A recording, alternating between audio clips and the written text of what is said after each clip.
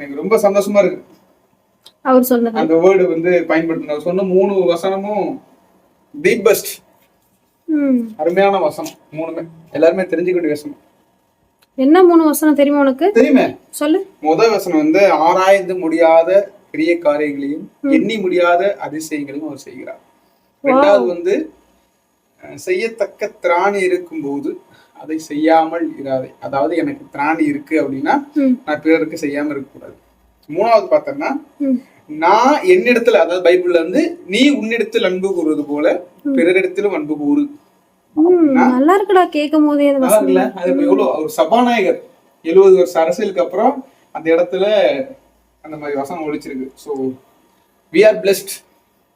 சந்தோஷம். நம்மளோட இதுல வந்து அதான் கேட்கறோம் அப்படின்னு சொல்லிட்டு. சரி, ஓகே.